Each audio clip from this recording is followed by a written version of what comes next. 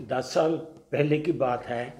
एक वकील साहब ने मुझसे पूछा कि फ़िल्म और ड्रामा, कहानी और अफसाना में क्या फ़र्क है। मैंने कहा फ़िल्म जेड वकील है, ड्रामा आर वकील है। उसे ये तरीक़ बहुत अच्छी लगी। सब वकीलों को फ़िल्म और ड्रामे में फ़र्क का पता चल गया। कहानी और अफसाना में क्या फ़र्क है मुझे आज तक इल्म ना हो सका है। अब कुछ मुताला किया है तो कुछ यूँ समझ में आया है कि ख़याली वाक़यात की मुख्तसर दास्तान का नाम कहानी है। किसी वाक़या के बेसाख्ता अकाउंट, किसी छोटे वाक़या या धोखाधड़ी का बयान कहानी है।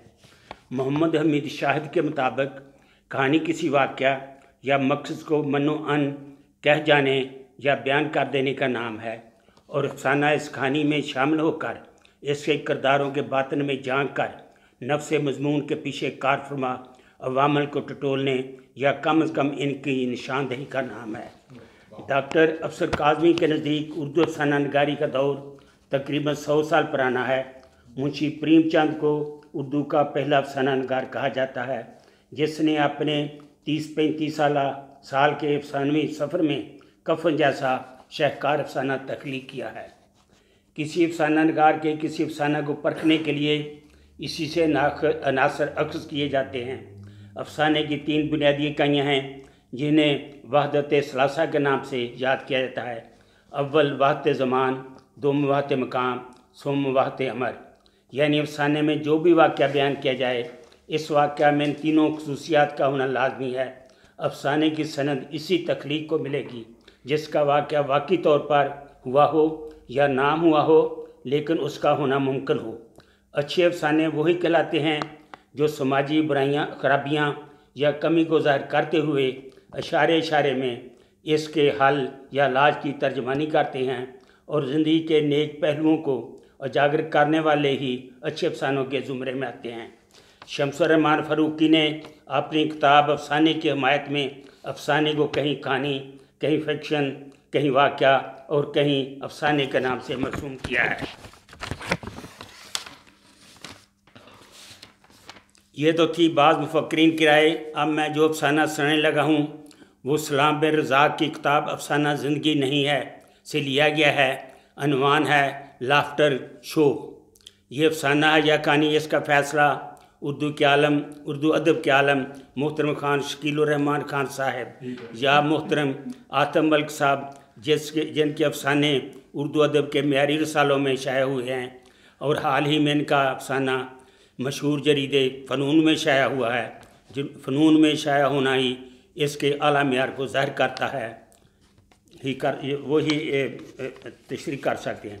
इस अफसाने का कोई तल्लुक़ मेरे प्यारे पाकिस्तान के मौजूदा हालात या हुकूमत की कारगुजारी से ना है, इसलिए बिला वजह इसे पाकिस्तान पर मुंतविक करने से गुरेज किया जाए। लाफ्टर शो अफसाना। आखिरकार सरकार को चुकन्ना होना ही पड़ा। बदअनवानी, मिलावट, काला बाजारी और कमर तोड़ महंगाई के सबब मुल्क की सादी सूरत हाल इंतहाई नाजुक हो गई थी। गरीबी, भुखमरी और फाकों ने अवाम को ज़िंदगी से बेजार कर दिया था।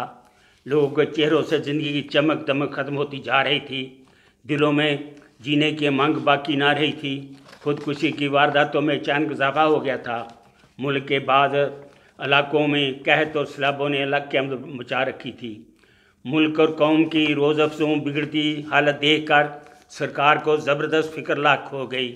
आखिर जब हुकूमत मुल्क से भुखमरी, महंगाई, काला बाजारी और रिश्वतखोरी पर काबू पाने में नाकाम हो गई, तो उसने मुल्क की मुख्तलिफ पार्टियों के लीडरों, समाजी तंजीमों के सरबराहों और बड़े बड़े सरकारी इदारों के आला अहदेदारों की एक खुसूसी मीटिंग तलब की, ताकि सब मिलकर अवाम में फैली इस मायूसी और शिकस्त दिली को दूर करने के लिए किसी मुतबादल तजवीज़ पर गौर करें। इस मीटिंग में अपोजिशन पार्टी के लीडरों ने हुकूमत को सख्त तनकीद का निशाना बनाया, इंतज़ामिया को आड़े हाथों लिया, सरकार को मुनाफाखोरों की साझेदार, रिश्वतखोरों की सरपरस्त और वाम दुश्मन कहा। हुकूमत के नुमाइंदे इन दुश्मनाम तराजियों और इल्ज़ामात को बड़ी खंदा पेशानी से सुनते रहे। आखिर में हुकूमत के तर्जमान ने खड़े होकर कहा, हम अपोजिशन की तमाम बेहतान तराशियों और इल्ज़ामात के जवाब में इतना कहते हैं कि अपोजिशन इन तमाशबीनों की मानद है जो मैदान से बाहर महमूज पवेलियन में से खेल का नज़ारा करते हैं। खेल की फ़नी मुश्किलात का सही अंदाज़ा तो मैदान में खेलने वाले खिलाड़ियों ही को हो सकता है। इस पर अपोजिशन के मेंबर बहुत बरहम हुए और उन्हें हुकूमत से फौरी इस्तीफ़ा का मुतालबा कर डाला, मगर हुकूमत ऐसी बातों को कब ख़त्म में लाती थी। हुकूमत के तर्जमान ने नहायत पुरस्कून लहजे में कहा, हुकूमत कौम के सफीने की नाखुदा है ऐसे कड़े वक्त में जबकि अवाम का बेड़ा बीच मंदार में हो, हम अपनी कौम से अलग नहीं हो सकते। अपोजिशन के किसी मंचले ने पीछे से फिक्रा कहा, हम तो डूबे हैं सनम तुमको भी ले डूबेंगे। एक ज़बरदस्त कहका पड़ा, मगर हुकूमत का तर्जमान बहुत ही बोल्ड फेस्ड था, यानी गुर्ग बारा दीदा था।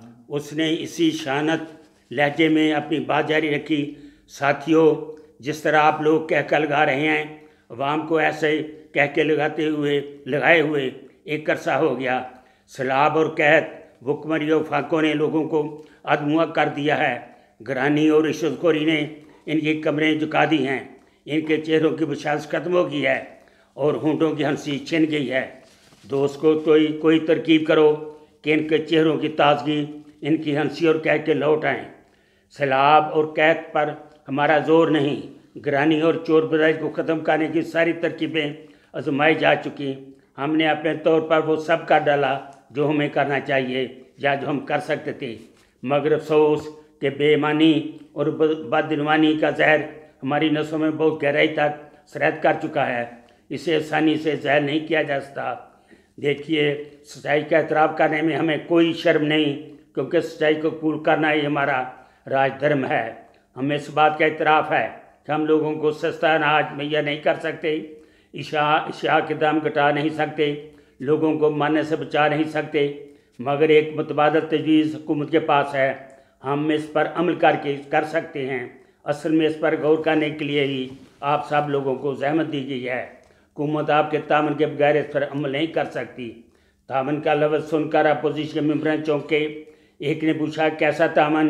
तब हुकूमत के तर्जमान ने अपने लहजे को मज़ीद संजीदा बनाते हुए कहा, साथियों, मसला ये है कि लोग एक मुद्दत से हंसना मुस्कुराना भूल गए हैं। अगरचे हम उन्हें अनाज और पानी की सूरतें बहम पहुँचा नहीं सकते, लेकिन उन्हें हंसा तो सकते हैं। आपने सुना होगा कि हंसी इलाज गम है।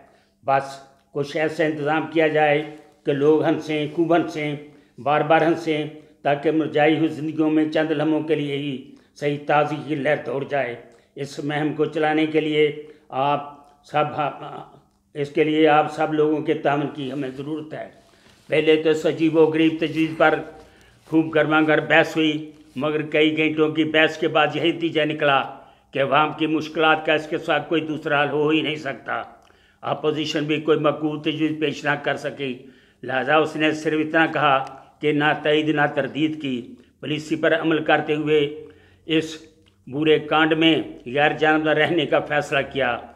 उधर बरसे इक़्तिदार पार्टी ने तय किया कि इसके तमाम लीडर और मिनिस्टर मुल्क का दौरा करेंगे और शहर शहर करिया घूम कर अवामी जलसे मुनक़िद करेंगे। इन जलसों में लीडर और मिनिस्टर मज़ाहिया तकरीरें करेंगे, लतीफ़े सुनाएंगे, नकलें उतारेंगे, ज़रूरत पड़ने पर नाचेंगे, गाएंगे। गर्ज के किसी न किसी सूरत मायूस और ज़िंदगी बेजार अवाम को हंसाने की कोशिश करेंगे। तजवीज़ मंजूर हो गई। मुल्क के तमाम बड़े बड़े लीडर और मिनिस्टर अपनी हलकों में फैल गए। आलीशान शामियाँ लगाए गए। जलसागाहों को झाड़ फनूस और झाड़ियों से सजाया गया। निश्चित बरखास्त का मकबूल इंतज़ाम किया गया। अखबारात और इलेक्ट्रॉनिक मीडिया के जरिए जलसों की अफादी पर रोशनी डाली गई। पोस्टर्स और पम्फलेट्स छुपाए गए। करोड़ों रुपए पानी की तरह बहा दिए गए। आखिर भूखे प्यासे लोगों को हंसाना और ज़िंदगी से मायूस अवाम को दोबारा जीने की राह पर ले आना हंसी खेल तो नहीं था। चंद रोज़ बाद इसका खातिर नतीजा बरामद हुआ। लोग घंटों इन जलसागाहों में बैठे लीडरों की मज़ाहिया तकरीरें और लतीफ़े चुटकुले सुनते रहते। ये तकरीरें और लतीफ़े इसका दिलचस्प होते कि लोग भूख प्यास को भूल जाते और जी खोल कर हंसते। सरकार खुश थी क्योंकि अवाम खुश थे। लीडर मसरूर थे कि उन्होंने अवाम के दुखों और महरूमियों का मुताबा ढूंढ लिया। ऐसे ही एक जलसे में लोग हंसते हंसते बेदम हो गए। 2-4 कमज़ोर बूढ़े तो इस कदर हंसे कि बेहोश हो गए। रजाकारों ने तुरंत उन्हें उठाकर बाहर खड़ी एम्बुलेंस कार में डाल दिया। रजाकारी के फैज़ मुकामी गुड्डे हुस्ने खूबी अंजाम दे रहे थे। जलसे के अख्ताम पर मिनिस्टर ने फखरिया सूरत से सीना फैलाकर अपने सेक्रेटरी से कहा, देखा मेरी तकरीर का जादू। लोग हंसते हंसते लूटपुट हो गए थे। सेक्रेटरी ने कुछ सोचते हुए दबे लहजे में कहा, मगर श्रीमान आपने गौर नहीं किया, बाजार लोग कह के लगा रहे थे मगर इनकी आंखों से टप टप आंसू गिर रहे थे। ऐसा लगता था। चुप रहो अहमक, मिनिस्टर ने सेक्रेटरी को डांट बुलाते हुए कहा। वो खुशी के आंसू थे। अस्सलाम।